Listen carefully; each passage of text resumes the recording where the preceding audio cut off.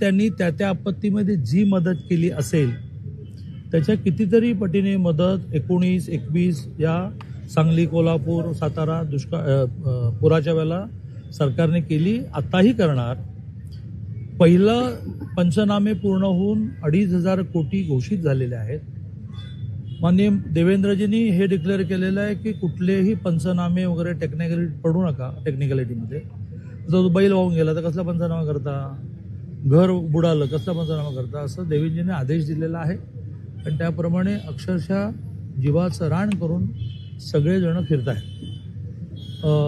तिन्ही पक्षांनी आपापल्या आमदार खासदारांना आवाहन केलं आहे आणि स्वाभाविकपणे नेत्याची इच्छा ही तर आज्ञा, त्याप्रमाणे सगळ्यांनी मान्य केलं आहे की आमचे 1 महिन्याचे पगार आम्ही देतो. आता स्टेजवरून घोषित करायचं होतं पण राहिलं, मी आता तुमच्या माध्यमातून घोषित करतो की भारतीय जनता पार्टीच्या सांगली जिल्ह्यातल्या सगळ्या कार्यकर्त्यांनी किमान काहीतरी ह्या जवळच्या सोलापूर जिल्ह्यामध्ये पूरग्रस्त नागरिकांना, पूरग्रस्त बांधवांना, पूरग्रस्त भगिनींना मदत केली पाहिजे. त्याप्रमाणे माजी मंत्री आमदार सुरेशभाऊ खाडेंनी 10 लाख रुपयाचा चेक मुख्यमंत्री सहायता निधीमध्ये दिला आणि मोठ्या प्रमाणावर ते आता चारा पाठवत आहेत, ज्याच्यासाठी त्यांनी आजच 10 लाख रुपये कलेक्ट केले.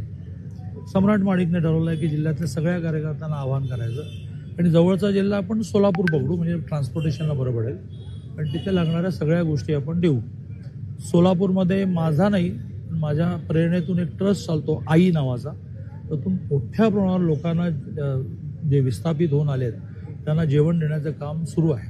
दादा, अंजली दमानियांकडून नितीन गडकरी यांच्यावर आरोप करण्यात येत आहेत, पण या आरोपावरून काँग्रेस प्रदेश अध्यक्ष हर्षवर्धन सपकाळ यांनी सांगितलंय की भाजप पक्षातल्याच काही लोकांच्याकडून सुपारी देण्यात आलेली आहे, कारण की काही लोकांना अंजली दमानियांनी काय आरोप केला, आज अख्खा इतके कार्यक्रम झाले, जे पैसे आहेत ते पैसे त्यांच्या ठीक आहे. त्याची चौकशी असं आहे की आपल्या लोकशाहीची ब्युटी म्हणजे सुंदरता असं आहे की कोणी उठायचं आणि कोणावर काही बोलायचं, त्याला पुरावे नाही ठुरावे नाही. तर ते राहुल गांधी फिरत आहेत मतचोरी, कुठला एक पुरावा नाही, काही नाही.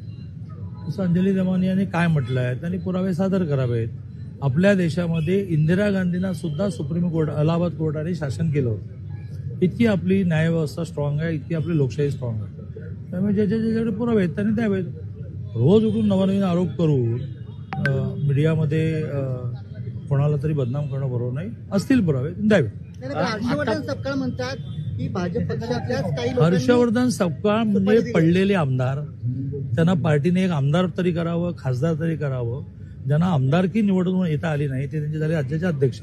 ते रोज उठून काहीतरी असं फंटास्टिक बोलतायत, पण त्यांना संजय राऊतांमुळे नॅक कळले की काहीतरी विचित्र बोललं की तुम्ही सगळेजण दिवसभर कॅरी करा. गोपीचंद पडळकरच्या वक्तव्यावर परवा राष्ट्रवादीने मोर्चा काढलेला होता, आपण सुद्धा इशारा मोर्चा काढणार आहात? आम्ही मोर्चा विचार काय काढणार, पाऊस पाणी आहे, शेतकरी अडचणीत आहे. आम्ही एक आमच्या भावना व्यक्त करणारी इशारा सभा करणार आहोत. या सभेनंतर आम्ही जातीयता, जातीयवाद आणि विकृत मनस्थिती याचा रावण जाळणार आणि सगळे राज्यातले नेते येणार आहेत. सगळेजण आपल्या देवेंद्रजींबद्दल भावना व्यक्त करणार आहेत. त्या देवेंद्रजींनी राज्याचं भलं केलं आहे, तुम्ही त्यांच्या पोटावर बोलता. मग आम्ही पवार साहेबांच्यावर बोलायचं का? आम्ही नाही बोलणार, आम्हाला हे शिकवलं नाही.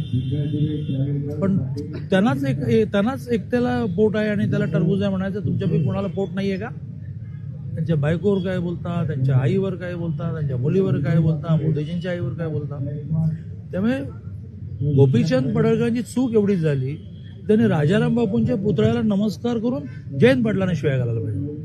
राजाराम बापूंना शिव्या घालता कामा नये, आई वडिलांना बोलता कामा नये. पण जयंतराव बोलण्यासारखं खूप आहे, बोलणार होता मी. ते मंत्री असताना, अर्थमंत्री असताना ऑनलाईन लॉटरीचा घोटाळा, ते आमचे देवेंद्रजी एक क्षमाशील आहेत. आम्ही मागणी करणार आहोत की ते खणून काढा प्रकरण. एक शिरा ताण बोलत होता, 14 ते 19 एका बिल्डरने आत्महत्या केली, त्याच्या डायरीत त्याचं नाव होतं, अटक झाली असती. रोज चक्रा मारायची देवेंद्रजींकडे. मी म्हणणार काढा ती डायरी बाबा. एक आणखीन शिरा ताण बोलत होते, त्यांचा वाशीच्या मार्केटचा भ्रष्टाचार काढा ना बाबा. असं काय करतात वा, तुम्ही कसंही बघायचं आणि आम्ही मात्र सहन करायचं. यापुढे आम्ही सहन करणार नाही. महापुराच्या भेटीच्या दरम्यान अजितदादा लोकांना म्हणाले की आम्ही काय गोट्या खेळायला आलो नाही, लाडक्या बहिणींच्यासाठी 45,000 कोटी आम्ही दिलेले आहेत आणि निधीच्या संदर्भात असं उद्धट बोलणं योग्य आहे का? त्याचबरोबर गिरीश महाजन सुद्धा असे म्हणाले, मी काय येताना पैसे घेऊन आलो नाही. संजय राऊत म्हणतात जाहिराती करून लोकांना. अरे संजय राऊतने आयुष्यात कधी कॉर्पोरेशनची निवडणूक लढली नाही. काय संजय राऊत करत बसलेले आहेत. सरकार चालवा मग कळेल. 2 वर्ष सरकार चालवताना फॅप्या झाली तुमची. कोविडने तुम्हाला साथ दिली म्हणून घरी बसून तुम्हाला राज्य चालवता. काय सांगता राऊत. त्यामुळे कोणी उद्धटपणे बोलूच नाही. आपली संस्कृती नाही. विशेषतः शेतकरी त्रासला आहे त्यामुळे त्याला प्रेमाने समजावलं पाहिजे. करूया बाबा काय ते करूया. पण ते काय मूडमध्ये होते का बोलले मला काय माहिती नाही. जिल्हा बँकेच्या चौकशीसाठी उपोषणाला बसायची वेळ तुमच्यावर येत असेल तर त्यांना कुणाचं सरकारमधलं संरक्षण आहे का? काय गोष्ट घडली? मी उपोषणाला मी इशारा दिला कीच होतो. काही काळजी कोण उपोषणाला बसावं लागणार नाही. पण मी म्हटलं की वेळ पडली तर उपोषणाला बसेल. मी डायरेक्ट सभेचे सगळे नियम. सैन्य आणि पोलीस भरतीमध्ये 35 वर्ष अविश्रांत सेवा देणारी महाराष्ट्रातील एकमेव संस्था म्हणजे आदर्श करिअर अकॅडमी. तब्बल 22,000हून अधिक यशस्वी विद्यार्थी इयत्ता 8वी ते 12वी साठी विशेष तयारी वर्ग, स्वतंत्र अभ्यासिका, अनुभवी शिक्षक, मुलींसाठी स्वतंत्र राहण्याची सोय. प्रवेशासाठी संपर्क आदर्श करिअर अकॅडमी, बहादूरवाडी, तालुका वाळवा, जिल्हा सांगली.